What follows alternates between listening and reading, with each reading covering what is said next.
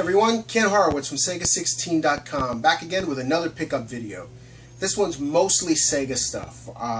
It's not a major haul. Most of my hauls aren't usually that big. Usually I try to keep it under 20 items so these videos don't take so long. But the majority of this video is Sega, so I'm going to get right to it and show you what I got. First, the not Sega stuff. The first thing I got was Monster Hunter 4 Ultimate, which if you played a Monster Hunter game, then you played Monster Hunter 4. It's basically you go into different parts of the world and you kill big monsters. But Capcom got it right with this one online. You can play with 3 other people, and offline the people you've played with, you can send them out on quests to retrieve things and to complete quests for you. The graphics are great, the gameplay is great, it uses the Circle Pad Pro if you have the 3DS XL. Awesome game, very, very good. The next 3 things that I got were all Resident Evil related. The first one is Resident Evil Deadly Silence. A friend of mine traded in this game, but he kept the box and the manual because GameStop just throws them away, and he gave it to me. And I had the box there for a while, and I went into GameStop about a week and a half, 2 weeks ago, and they had a card-only copy in very good condition for only $11, so I picked it up. I mean, it's Resident Evil 1. I've played it a billion times. I've owned it on just about every system it's ever been on. But come on, I mean, it's Resident Evil, you know? It's the whole Master of Unlocking and Jill Sandwich version. I also got Resident Evil The Mercenaries, which is meant to mostly be played in multiplayer, but is really playable in single player.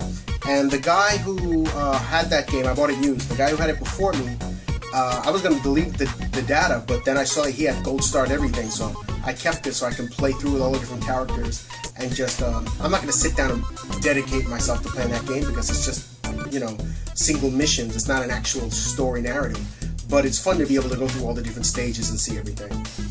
And last Resident Evil related thing I got is Resident Evil Revelations, the first one. I will get the second one when it goes down in price. I'll get the physical copy. I have this on 3DS, beat it. Great game, really liked it, brought the series back to its roots pretty much. I figured why not? I mean, I have all the other Resident Evil console games on PlayStation 3, so I might as well get this one as well. I also got some amiibos. Now, I'm not a big amiibo guy, I don't plan to buy them, but come on. I got Mega Man, look at that. How could you not pick that up? I mean, it's Mega Man, he looks awesome. Mega Man, yeah.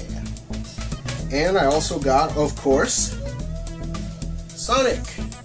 Now, of course, I wish it had been classic Sonic, but beggars can't be choosers, so I'm just happy we got a Sonic amiibo at all. I don't know, pick up the others. I'll probably pick up 1 or 2 that look cool, but I'm not going to go for the whole set. People are going nuts for these things, and they're just figures. And honestly, the whole concept of having to buy separate figures to unlock data that's already on a game disc, that kind of bothers me, but these 2 look cool, so I got them.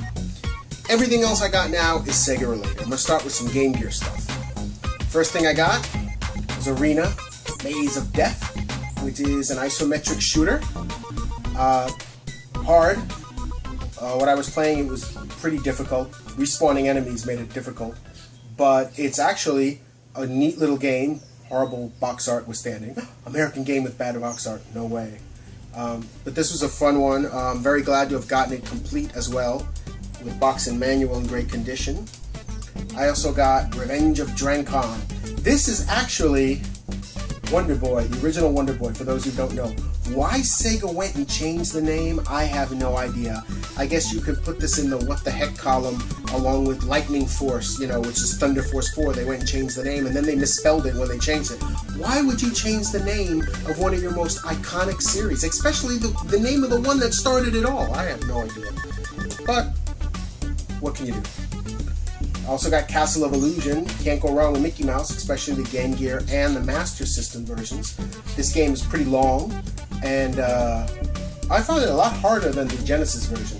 And I got it, of course, box and manual. All my Game Gear games, I'm getting them with box and manual. And the last game I got for the Game Gear is Axe Battler, which actually has decent box art. This is a pretty neat action RPG kind of like game.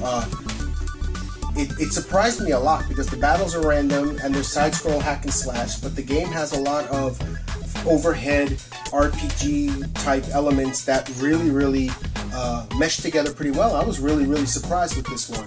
I've been playing a lot of the other ones, but this is the one I've been playing the most for the game here. I'm really glad to have gotten this one. I got some Genesis games as well. I got Tailspin, which wasn't on my list, but I found a complete copy for $10 in great condition, so why not? I've heard pretty decent things about this game. It's not wonderful, it's not awesome, but it's not bad. And I never played it before. That's always a reason for me to go and try it out.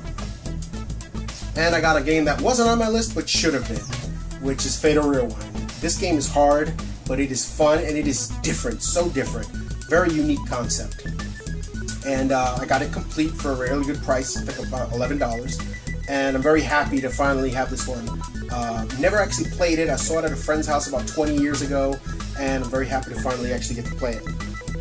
I also got some MEGA CD titles. I got Heroic Legend of Arslan, which I got for $2, $7 shipped, I think, from Japan. I got this mostly to try out the Japanese BIOS capabilities of my Mega EverDrive, which worked out well.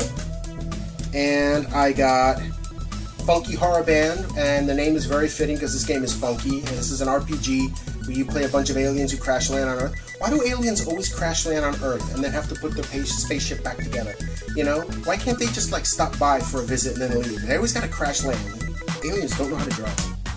And then the best one of the three is Devastator, which is a side-scrolling action game where you use this big mech, and it's got some great scrolling and rotation effects, great soundtrack, lots of cutscenes, really good game. Shame it didn't come stateside, mostly because, look at that, Wolf Team, yo, Wolf Team, didn't come stateside, but it's a great game. And I also got Wild Woody, probably the worst named game ever. Especially when you have a character who kills enemies by erasing them with his butt. I mean, he literally just jumps on them and just erases them, and it looks really awkward. And I was quite uncomfortable playing this game in front of my children, actually.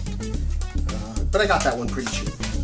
And the last thing I got was the last issue of SEGA Ages, issue 25. I now have the complete run of this magazine.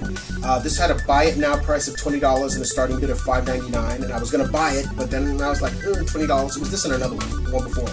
So I bid on it, and nobody else bid on it, and I got it for $5.99. And so now I have the complete set of SEGA Visions, which is very nice. I've always wanted to have the complete set, now I do. So that's everything I got. Tell me what you think in the comments below. Remember to favorite, subscribe, like the video, give us a thumbs up on Facebook. Head over to Sega16.com and read our reviews, features, and interviews. Join the forums, be part of the community. And until next time, take care.